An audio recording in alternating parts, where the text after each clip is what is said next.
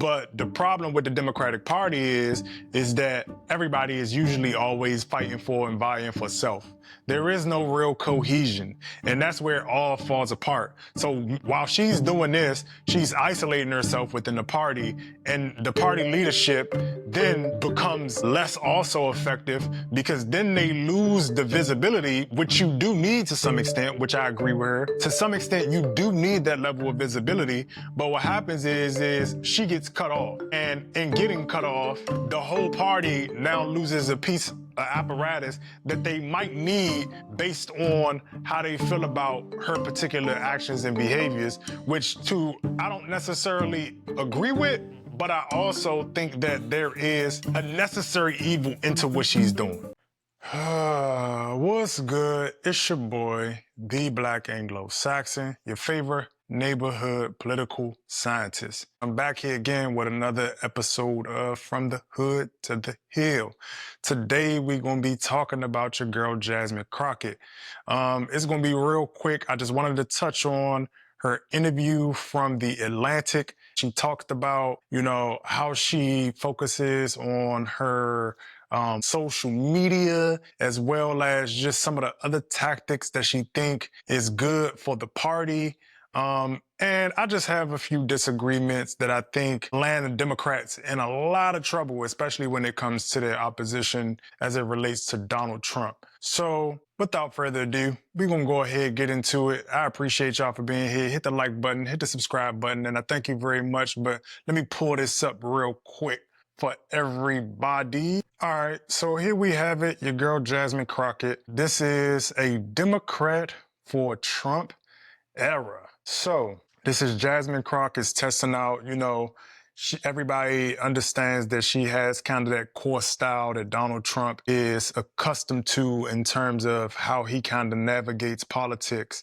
Me personally, I don't think going toe-to-toe with him in that way is going to lead to a good strategy, just based on the simple fact that Donald Trump in himself understands the fact that the way that he campaigns, the way that he governs, and more importantly and more specifically, the way that he engages with the media is something that a lot of people cannot do because of the different things that are to his advantage. One being he's a white male. Two being he has a lot of money, which gives him the leverage to engage in politics, how a lot of people cannot, which we'll get into further down in the article. But I don't think that this is a winning strategy. And even though I agree with her on some of the points here in this article, I think that this one right here is not a good way. But yeah, getting down into the nitty-gritty of it, I'm going to go ahead and just go with all of my edits that I pulled. So it says, to Crockett, the race has become a small-scale version of the Democratic Party's bigger predicament. Her colleagues still haven't learned what to her is obvious. Democrats need a sharper, fiercer communicators. It's like there's one clear person in the race that has the largest social media following, Crockett told me. And I think the flaw in this argument right here is that you can have a huge following. You can have a lot of influence, but without substance, your influence becomes ineffective. And what I mean by that is, if you focus so much on building these huge followings, which takes time, which takes a team, which takes effort, and which takes a full body of understanding the algorithm, and anybody who's in these spaces online understands that it's not simple to build these followings in that way. The problem with that is that when you put energy into that, you have to circumvent putting energy into whether it be the legislative process, the actual consumption of policy, the consumption of the overall issue at hand. And so my fundamental issue with that thinking is that I understand that she is highly visible, but highly visible does not mean highly effective, highly efficient, or even being a threat in the political body, because fame and visibility does not always equal power. And that's just one fundamental issue that I have with what she's saying right there. And so Through her hearing room quips and social media insults, she becomes known, at least in NBC watching households, as a leading general in the battle against Trump. The president is aware of this. He has repeatedly called out Crockett as a low IQ individual. She has dubbed him a buffoon and Putin's hoe. Perhaps the best-known Crockett clapback came last year during a hearing after Marjorie Taylor Greene of Georgia made fun of Crockett's fake eyelashes, and Crockett seemed to relish the moment, leaned into the mic and blasted Greene's bleach blonde, bad-built butch body. Crockett trademarked the phrase, which she now refers to as B6, and is selling t-shirts. Now, I think that is a good strategy in terms of being good at business and, again, being good at being an influencer. But right now, the problem that I'm having with those type of tactics and those type of engagements is that it does not get any political results, because Marjorie Greene Taylor, as we know, she is not a threat in the way that I would give my attention, my time, and my effort. Now, I understand that it was a moment to capitalize and, again, build a following and compound on the MSNBC spots and the CNN spots, and using it to just become more visible as a political person. But at the same time, when you're doing that and when you're so focused on creating these snapshot moments, you lose, again, the substance of the whole actual issue, and you lose substance of the mission at hand. Because yes, Donald Trump right now is the, I guess, greatest villain known to man, but there were villains before Donald Trump and there will be villains after Donald Trump. And the problem with this approach is that you want to be an antagonist to Donald Trump, but you have a person in Joe Biden who undermined a quote-unquote black woman in Kamala Harris, but the same energy and the same pushback and the same willingness to create those snapshot moments for being a principled person does not exist. It creates a disconnect, because where a lot of people like Jasmine Crockett, there are a good number of people who also don't like her because they feel like she is trafficking in black woman stereotypes with the huge eyelashes, the snappy comments, the wigs, and just the whole 9 yards, when that may not necessarily be her authentic self. And a lot of people feel that way in terms of how they relate to Jasmine Crockett. I've heard people have both different opinions as it relates to how they feel about Crockett and where they see her in terms of being politically effective in the actual legislative body itself. Because it's one thing to go back and forth with Trump on TV or call him out his name, but Trump is still getting pretty much everything he wants in terms of policy, in terms of getting through these programs and these initiatives. And again, that's not to say that you have to agree with him, but we have to acknowledge that he is being highly effective, even if you disagree with what he is doing in terms of the implementation of what he said he was going to do. Because despite what you may feel, everything that the man said that he was going to do, in most cases, he has done. And so that is where I feel like it falls short in terms of the strategy of using these clapbacky-esque, head snappy kind of gestures and things that don't really result into anything outside of huge TikTok following and outside of you getting, you know, some endorsements or you being able to brand some B6 and sell some merch, which doesn't really result into anything. And so we're just going to go ahead and get back into it. So this is, let me go ahead to my other edit. So it says some of Crockett's fellow Democrats worry that her rhetoric could alienate the more moderate voters the party needs to win back. In this same week, the Democratic leadership had instructed members to focus on Medicaid cuts and tax breaks for billionaires. Crockett referred to Texas Governor Greg Abbott, who uses a wheelchair, as Governor Hot Wheels. Now, me personally, I don't necessarily have a huge issue with her in terms of the Governor Hot Wheels thing, because I think it was low-hanging fruit, and people take jabs at each other all of the time in politics. One of the things that I'm not going to sit here and do is act like people don't take little pot shots from both sides, up, down, right, left, back, forth, or whatever. But that's not my concern. What I do have an issue with, though, is this is where it fundamentally starts to fall apart. Now, as she's building this following, understand that the Democratic Party is fundamentally flawed in that they'll have a person like Jasmine Crockett or a person like AOC or all of these firebrand candidates. Zohran Mamdani is the next one that's rising through the ranks. You had people like Ayanna Pressley, the squad, as they called themselves in collective. But what happens with this strategy is that, they get isolated within the party. And when they talk about winning back these moderate voters, the moderate voters are the people who are willing to walk away from the party.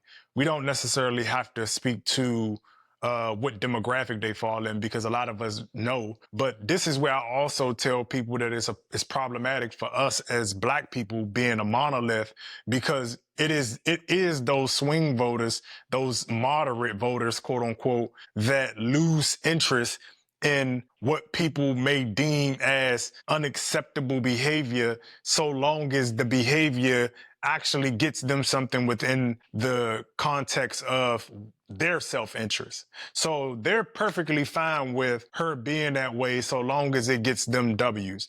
But the problem with the Democratic Party is that everybody is usually always fighting for and vying for self.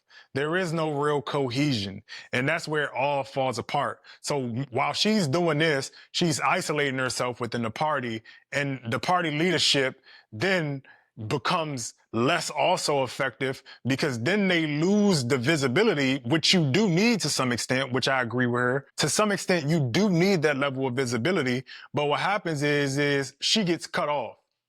And in getting cut off, the whole party now loses a piece of apparatus that they might need based on how they feel about her particular actions and behaviors, which I don't necessarily agree with, but I also think that there is a necessary evil into what she's doing. Like, I don't like it because I think it lacks substance, and I think it's short-sighted, but I do understand that there needs to be visibility. My thing is get visibility in a different way.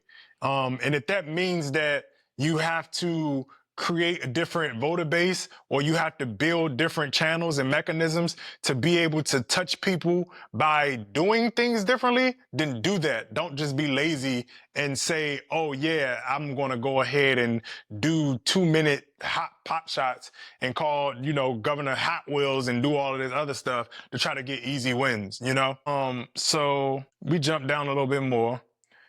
She talks about these people are out of control, has racked up more than 797,000 views on YouTube. I noticed because she told me. On TikTok and Instagram, Crockett has one of the highest follow accounts of any House member, and she monitors social media engagement like a day trader checks her portfolio. She is highly conscious, too, of her self-presentation. During many of our conversations, Crockett wore acrylic nails painted with the word resist and a set of heavy lashes over her brown eyes. The lock screen on her phone is a headshot of herself. Now, this stuff right here is a little bit self-absorbent. And this is where it gets into, again, being highly superficial. This stuff lacks substance, because for all of, again, the time that you spending on chasing these social media accounts and making sure that you got the superficial nails, what policies and what pieces of legislation, or how are you effectively being an antagonist to a whole body of people, a whole institution of people, not just Donald Trump, because you're also in a party that you should effectively be also working against. And so that is something that she needs to keep in mind as she navigates this process. Because again, it's cool to have all of the followers, but you're in a party that is now demonized you in some ways and said that you haven't been, quote unquote, a team player and all of these different things, which I disagree with. I think Jasmine Crockett, to the detriment, Black women to the detriment in the Democratic Party, put themselves on the line all of the time with no real kickback in the way that they should. Another example would be like a Simone Sanders. Like the way she went hard for Biden, she should have had a way better spot. Like, that's crazy. But they accept it, so it is what it is. It says the race to the Oversight Committee tops Democrats. The late Representative Jerry Conley presented a multi-purpose opportunity. Democrats could preview their resistance strategy for a second Trump administration. And Crockett, who ran an unsuccessful last-minute bid for leadership position the previous year, could test her own viability as a party leader. Again, this is just one of those situations where it doesn't always pay to be visible because now people within your own party see you as a threat. And this is the conversation that people don't necessarily like to have within the Democratic Party, is that they eat their own. The one thing that I will agree with what she said in this article is that Marjorie Greene Taylor is used as a weapon, because the Republican Party understands that everybody has a purpose and that everybody can be salvaged for something. The Democratic Party don't do that. I sit on the outsides for the same reason, just because I don't necessarily like the fact that I got to agree with everything you say, even when I know you're doing the same thing as people on the other side. Like, you not know better. But part of what leaves you to be attacked is that your hypocrisy. Like, the hypocrisy is so loud that you render yourself ineffective. And so this is where she talks about AOC. Says another young firebrand representative, Alexandria Ocasio-Cortez, has bumped her head up against Speaker Nancy Pelosi when she arrived in Congress. Dexter noted. Crockett dismissed the concern, explaining that she had never wanted to burn it down and prefers to be seen as working on behalf of the party. And the National Fighting Oligarchy Tour featuring Bernie Sanders and Ocasio-Cortez is a good idea, Crockett said, but it kind of makes people be like, oh, it's about them, right? Instead of the team. And so this is where she loses me, because it's like, look, you so loyal to a party that isn't even loyal to you. Ocasio-Cortez literally has suffered from, not because she wanted to burn it down, because she wanted to make changes that went against the party's platform. Because a lot of people like to talk about, oh, well, people didn't let Biden or people didn't let Obama do what they wanted to do, and it was all Republicans. But they have also been in positions to where they could have used the left to push a lot of things through, but every time that the Democrats get in office, they silence the left. The left gets really, really, really, really quiet. And you'll notice that they only really are allowed to speak when opposition is in the office.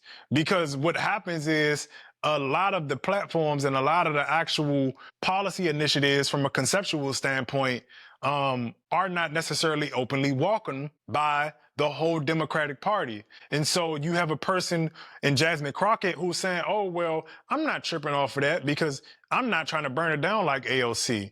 So basically, you're trying to work within a party who is fundamentally flawed in the way that they're like Minute Maid light. They're like GOP light at this point. Like, you aren't so much different and radical from the GOP, which is why people are now saying, you know what, I might as well just go with the real thing. I might as well just get the sugar version instead of getting, this sativa or whatever they call it, the fake sugar that people get. I don't want that. Just give me the real thing. Because basically what you're saying to people is you are willing to carry the water for people who don't necessarily have the best interest in the people, because the people are telling you that the party's leadership sucks, but you're willing to carry the water and create havoc. But what do I know? This is where, because again, this is fundamentally where these people who try to rise through the ranks are going to lose. You're going to lose because you're being sent on a mission that is doomed and bound to fail. But like I said, what do I know? Let me know what y'all think, because in the end, I think that Jasmine Crockett has a lot of potential. I'm not here to say that she is the worst candidate, as some would say. I don't necessarily agree with her approach. I think some of the stuff she does is over the top. Like I said, I think some of the stuff she does is lacks substance.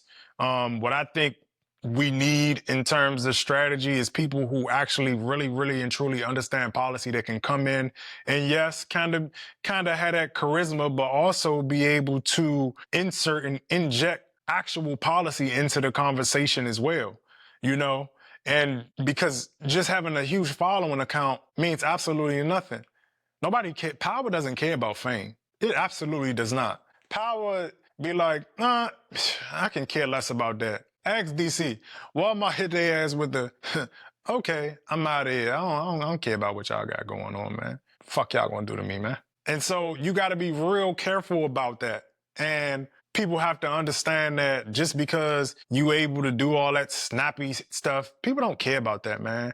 Sometimes people just be letting y'all talk, and sometimes you get goaded into being that and doing those type of things because they understand that it takes up time, effort, and energy where it can be used more effectively and efficiently. And so, like I said, man, leave a comment. Let me know what y'all think. Am I tripping? I may not be tripping. I may be tripping, but it is what it is. Like the button. Oh, I said like the button. Like the video, share the video, and leave a comment. Like I said, your favorite neighborhood political scientist. Maybe not, but I'm working on it. Thank you.